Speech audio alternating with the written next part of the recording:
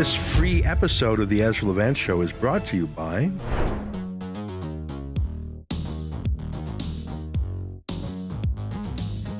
freedom in the year 2022. For me, folks, it means the return of Rebel Live. Now, Rebel Live is an annual event we used to put on before the man, or was it the COVID Karen, made us shut it down during the pandemic years. It is a freedom fun fest, if you will.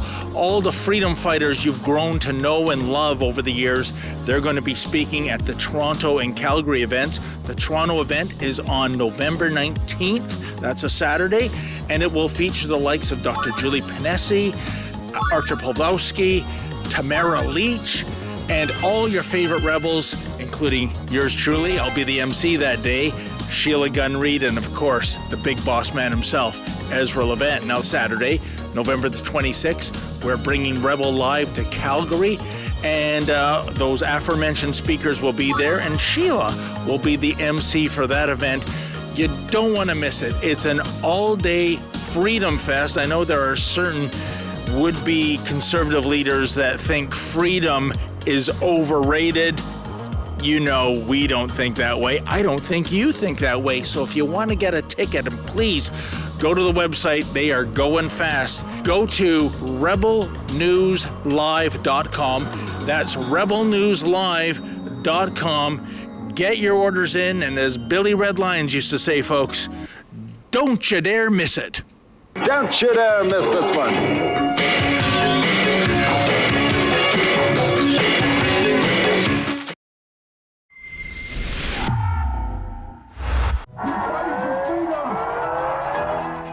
Shame on you, you censorious thug.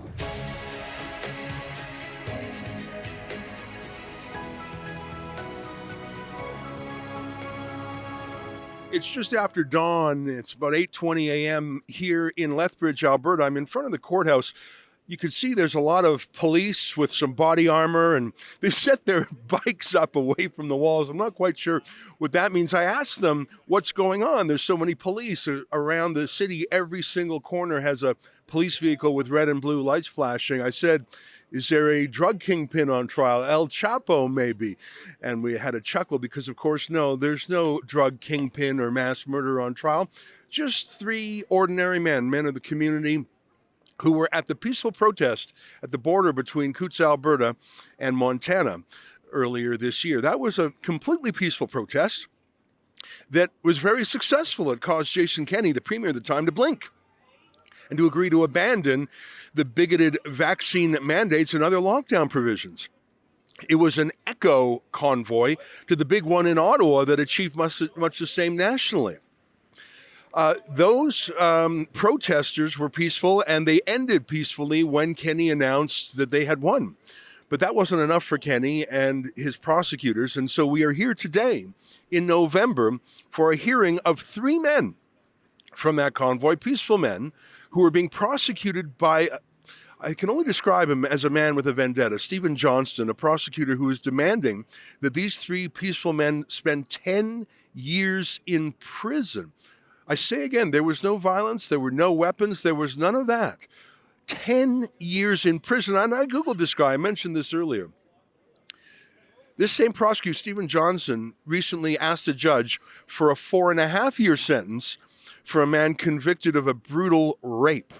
So a violent rape for this prosecutor deserves 4.5 years in prison, but a peaceful trucker protest deserves 10 years in prison. What's so atrocious here is that this does not reflect either the public interest.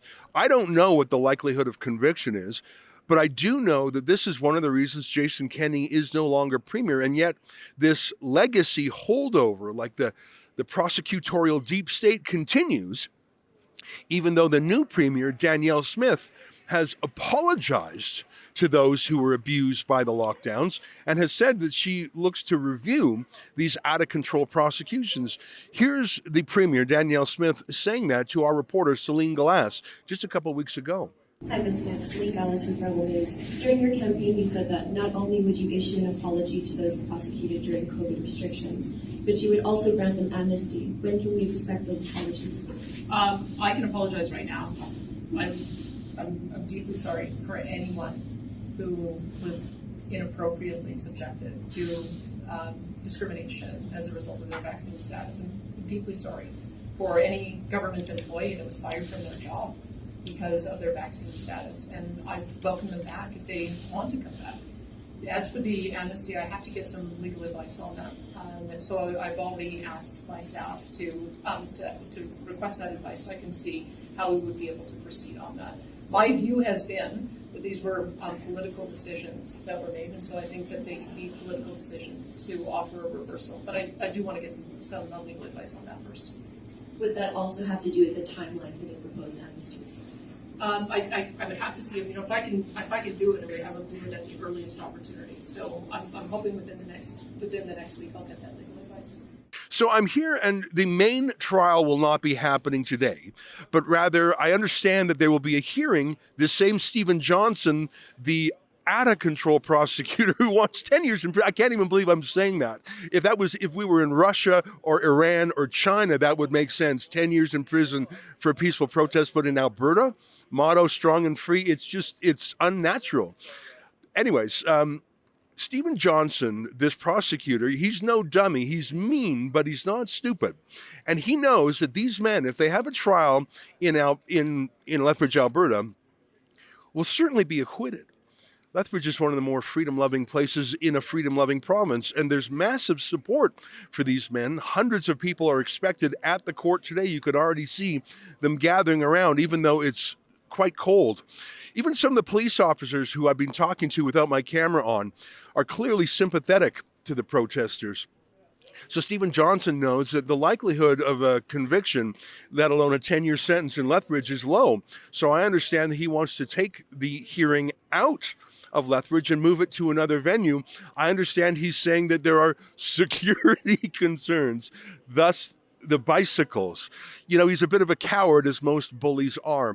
He's not moving this out of Lethbridge because of security concerns. He's moving it because he wants to move it to a jurisdiction that he's forum shopping, as we say in the law. He wants to go to a court that's more likely to convict. He would probably go to Toronto if he could, or Edmonton, or maybe put Rachel Notley on the panel. We're going to cover this because this is abusive. This is prosecutorial misconduct. I say that advisedly because there are two conditions to prosecute any crime in this country. The first is it in the public interest? There is no public interest for prosecuting these men. And second, is there a reasonable likelihood of conviction? Well, I would like to say, I would hope that in Canada, the answer to that is still no. That you can't put a man in prison for 10 years for peacefully protesting. But wouldn't that be quite something? We'll find out. And I'm going to be here throughout the day. We'll introduce you to the three men later, and we'll talk to their lawyer, Chad Williamson, who's on the file along with his colleague, Yoav Niv. Rebel News, as you know, reports the news. We tell the other side of the story. That's actually our motto. But one of the things I'm most proud of at Rebel News is that every once in a while, we get involved to make a difference. We don't just act like voyeurs gawking at things. Sometimes when there's a real injustice, we try and fight it. And we are in this case.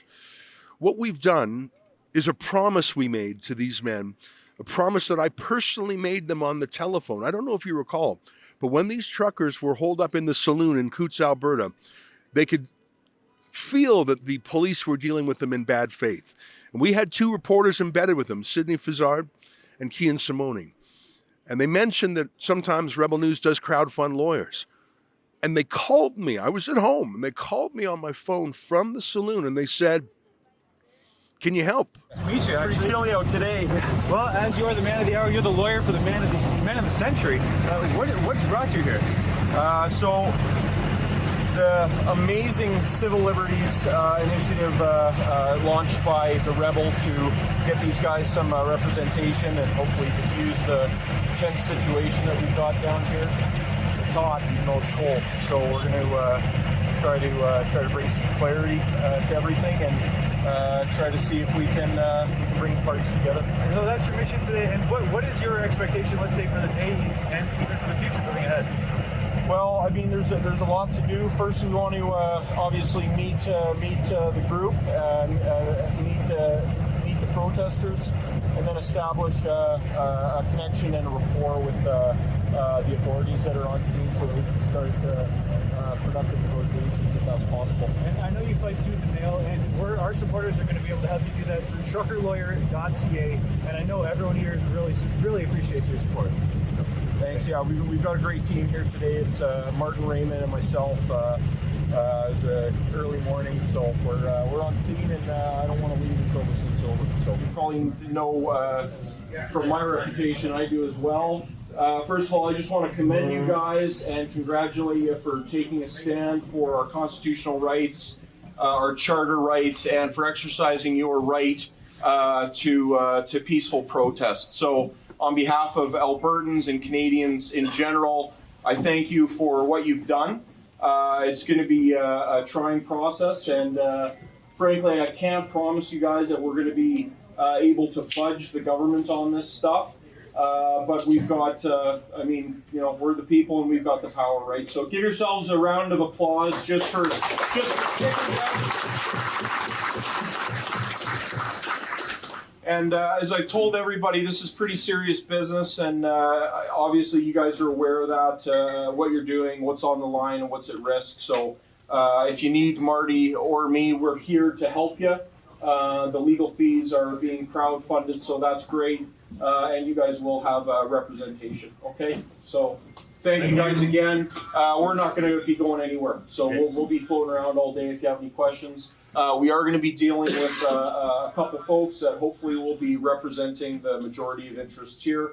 And once we have a little bit of a meeting downstairs, we'll be establishing our connection with the authorities to start negotiations. So thank you guys again. Again, big round of applause for everybody. This isn't easy, and my family arrived in Alberta at the turn of the 20th century, over 100 years ago, and I'm about as Albertan as they come, but I still don't think that even measures up to what you guys are doing, no matter when your families arrived in this province. So my hat's off to you. Well, I made that promise, and I'd bloody well better keep it. So we're keeping it in a number of ways. A lot of people from that Coutts blockade have minor offenses, really glorified traffic tickets. That's easy to defend. I think we've got about 30 cases like that. But this is the only case emanating from that saloon of truckers where a vendetta-driven prosecutor wants 10 years in prison. That's not messing around. That's not a slap on the wrist. That's not a fine.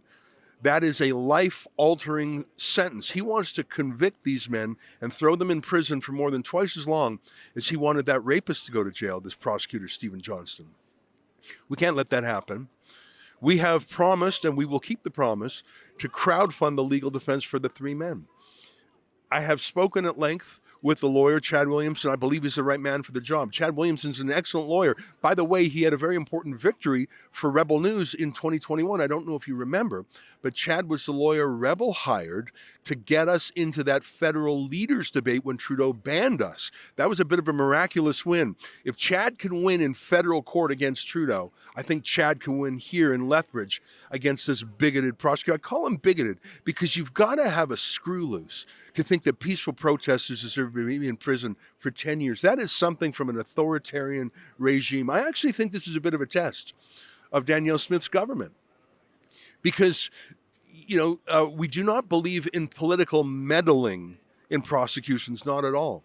But if a case is clearly not in the public interest, if it was ginned up for political reasons, if it was a political decision to prosecute these men, a political decision to grant them an amnesty can be made as well.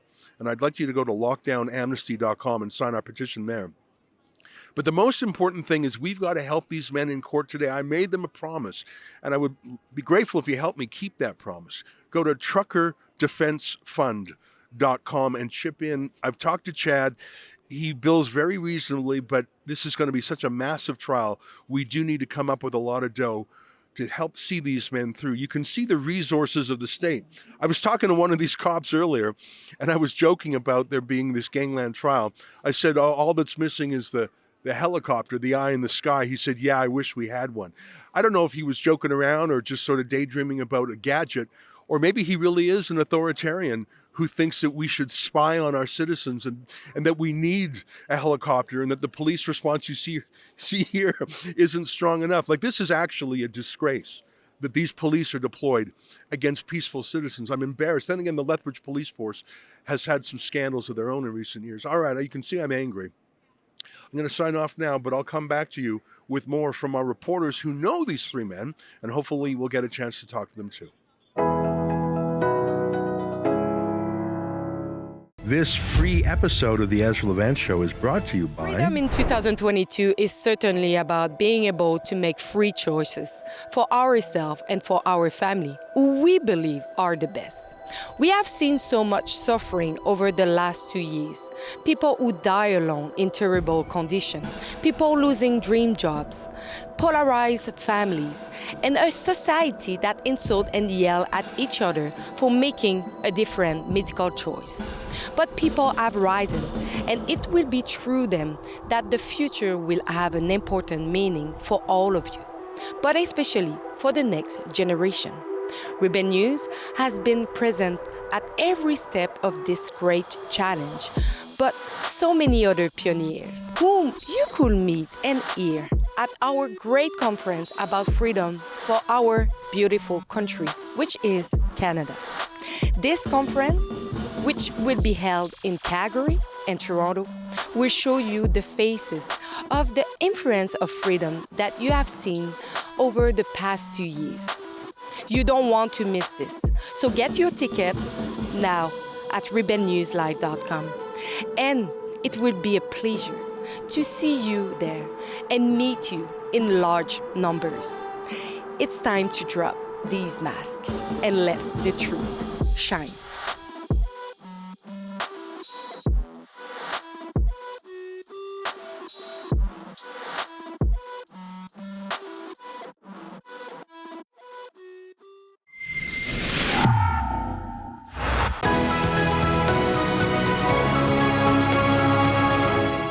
Well, it's almost noon. We're outside the Lethbridge Courthouse. Standing next to me is Sydney Fizzard, one of the two Rebel News journalists who were embedded with the Coutts truckers for more than a week.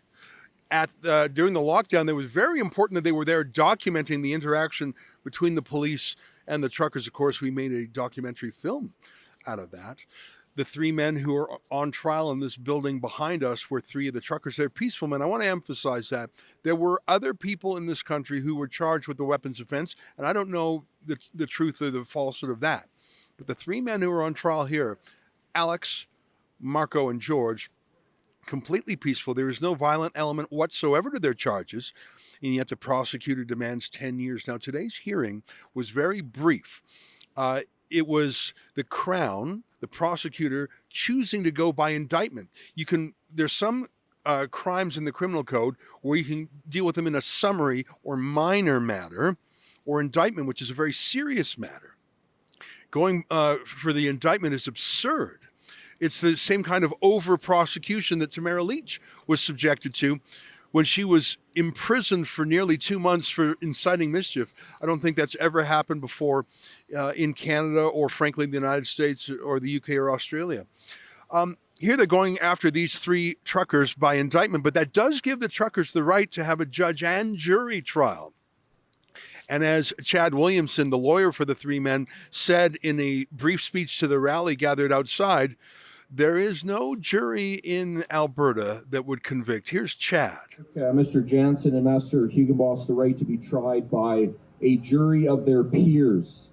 We believe that 12 randomly chosen representative jurors reflect the common sense, the values, and the conscience of this community, is very important in this case. Once disclosure has been properly received, we'll proceed to trial by jury immediately. There will be no deals and no concessions of any kind.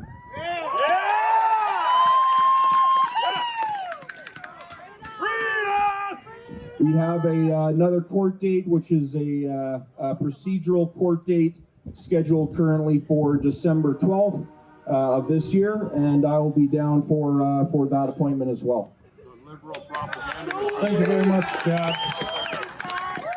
When I say there's no jury in Alberta that convicts, I should probably say there's no jury in Coutts or Lethbridge or probably even Calgary, but I suspect that the prosecutor in this case is going to try and move the trial to a friendlier jurisdiction for him. If he could, he'd probably move it to downtown Ottawa or Toronto. It'll be an interesting battle ahead. The next court hearing is on December 12th. It's called an arraignment. Again, it'll be a very quick hearing.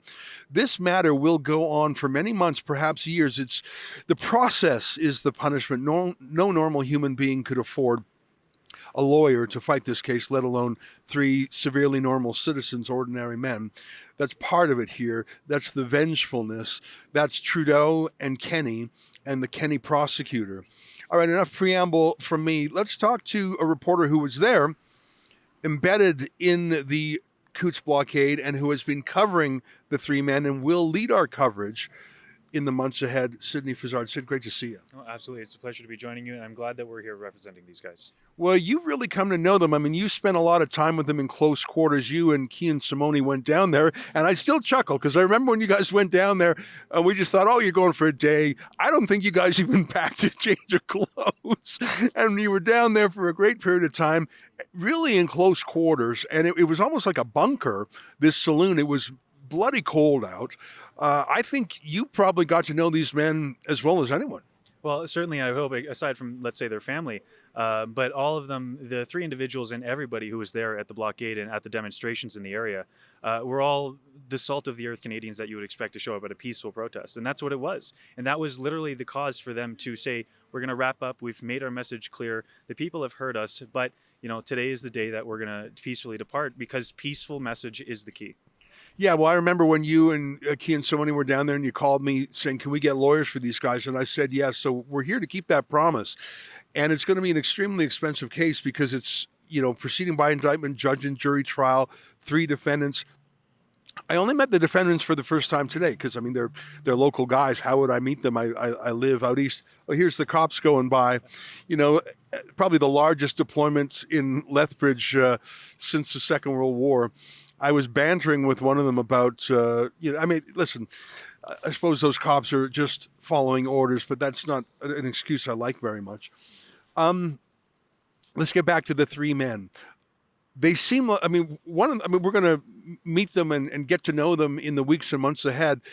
These are regular guys. One of them is even on a town council. I couldn't even believe it. Like, he's a local elected official. Yep, yeah, that's Marco. And not only is he a town councillor, he's also going to be a witness at the Public Order Emergency Commission to speak on the events of the Coutts blockade and how they relate to the invocation of the Emergencies Act. Very interesting. And I met the other guys, very normal, quiet, private people, not the kind of people that would be like George. I met him, feels a little old school, a little old fashioned, certainly not someone who likes the limelight, very modest man, a Christian man, not the kind of person who should be in a criminal trial. Give me a word about George. Incredibly calm, I noticed. Determined, sure, absolutely. But I just remember the way he would compose himself through the entirety of when I saw him at Coutts demonstrations or the blockade demonstrations, is he was a very collected individual, very peaceful by all accounts. I think at one moment, and this was many individuals had done this, where he was like, let's pray, let's lead a prayer here. These are religious individuals. They're regular Southern Albertans. There's nothing of them in any capacity that I saw spoke to them being violent or malicious in any regard. Even as Marco had suggested when he made a speech here, was that, thank you, officers, for being here. We understand there's, a bit of turbulence in the situation, but this is a part of the system, is to have law enforcement, and we are thankful to everybody in the situation. You know what? I'm Jewish, and so our Old Testament is a little bit different than the New Testament. New Testament has a lot of turn the other cheek, talk about love. That's one of the things that makes Christianity so important and so successful and so valuable. Judaism, the Old Testament is a little bit more fire and brimstone, and there was a real Christian flair here today. Not a flair, but a Christian kindness. And I respect it, but I have to say I don't share it, Sid. This praising of the police, and I know that's the right thing, that's the noble way to be, but I saw some RCMP liaison officers bantering with the protesters, and you told me that those were the same RCMP tricksters, the dirty tricksters who were negotiating in bad faith with the truckers in Coutts. They're the ones who were collecting intelligence on the truckers to feed to the prosecutors, to give them those liaison officers are likely going to be witnesses in this trial. And there's just listen, I love Christians and I love the Christian mindset, but there's something about like joking and bantering and we respect you kind of talk to RCMP officers whose mission even today is to get every scrap of intelligence to put these truckers behind bars for up to 10 years. I just don't have that milk of human kindness in me, Sid. Maybe it's nothing to do with religion. Maybe it's just my quarrelsome personality. But I did not like that chumminess with the police snitches and spies who are trying to put these truckers away. I'm just built different, Sid. Yeah. Well, I think, and I implied that they respect the police, and that could very well be a fair statement. But more to the point, it's they appreciate the stance of the cops. They don't let them off the hook, though. That's the thing, is they hold the police accountable to their words. Now, the problem you allude to is the fact that they are literally walking CCTV cameras, gathering evidence and information against them. But a part of this, too, is the fact that a lot of the blockade supporters, those who were at the demonstrations, they don't have anything to hide.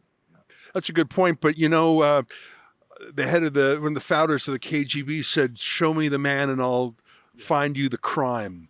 And that's the thing about what I've discovered is if they can put Tamara Leach in prison, if they can put Arthur Pavlovsky in prison, neither of which who's ever had a trial on the merits of their case, if they can put a pastor and a Métis grandma in prison for a month and a half without trial, show me the man, I'll find you the crime. These cops can put anyone in jail.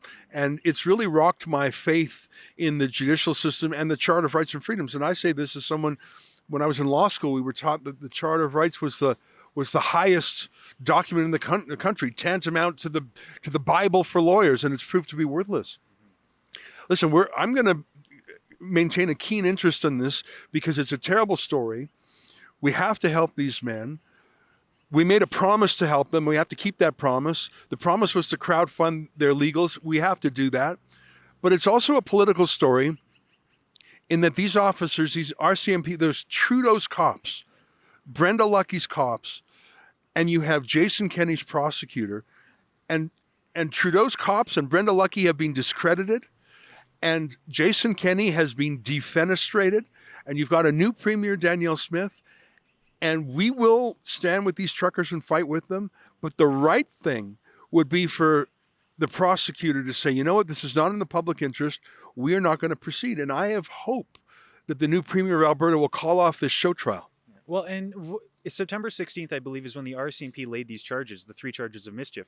And they alleged that these guys were the key participants of the Coutts blockade. Or in other words, they alleged that they were involved in a peaceful protest, and now they're getting charged. And the punishment, which seems to be sought after by the prosecutor, is the 10 years in prison. Is this the standard we want to set? Yeah, well, as I mentioned earlier, that when these same prosecutors asked for 4.5 years for a rapist, so he obviously thinks peaceful protest is worse. Well, Sid, I mean, I was glad to be down here. I flew in and drove down, and I know you guys got up super early this morning because the convoy had come in from out of town. I really appreciate you following this file. I think you have to continue following this. I'm going to try and come for some of the court dates arising. The next one on December 12th, again, it's going to be a 10-minute court hearing. I'm not sure if I'll come in just for that. But we have to cover everything like that. We have to also tell the story of who these men are. One of the ways we've been successful in fighting for Arthur Pavlovsky is to let people know who he is. That in the case of Pastor Arthur, he's noisy. He speaks with firm words. Like, he's a little bit Old Testament in his style, frankly. He talks about lions versus jackals and hyenas. I like it. He's a tough guy, but he's very peaceful and nonviolent, obviously. People have come to know Arthur Pavlovsky, and so they've come to know the charges against him were outrageous. We have to let the world know about these 3 men who I've only just met today, Alex, Marco, and George. We have to tell the story to prove to the world in the court of public opinion that they are regular people. Chad Williamson will do his job in the court of law. You have to do the job, you and the rest of the Rebel team, in the court of public opinion, Show the world who these men really are. Show what really happened in Coutts. Help us crowdfund the lawyer, and let's see if we can get justice, because the idea that these men would be put in prison for 10 years is not a Canadian idea. That is a Soviet idea. Last word to you, Sid. Well, two things that come to mind is you mentioned, well, Chad Williamson, I think, is by far the best legal representation. Williamson Law is the best group to represent these guys because, and as you mentioned earlier today, is that they were there. They were the mitigators between the RCMP and protesters at the time. They were there representing these protesters from almost day one. And I think there's no better candidate than that. And as well, lastly, I'll mention Artur Pawlowski.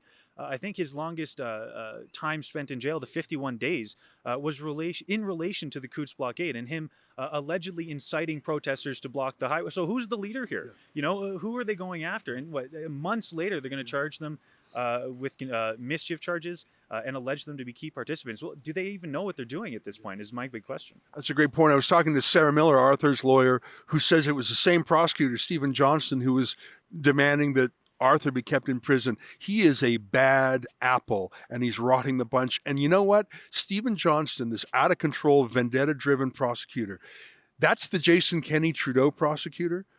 But there's only so long you can say that. Danielle Smith, if she's premier 1 month, 2 months, 3, 4, 5, 6 months, then this out-of-control prosecution by a vendetta-driven prosecutor is no longer Kenney's guy. Then it becomes Danielle Smith's guy. Now give the new premier a chance to get her feet under her and get control of her ministries.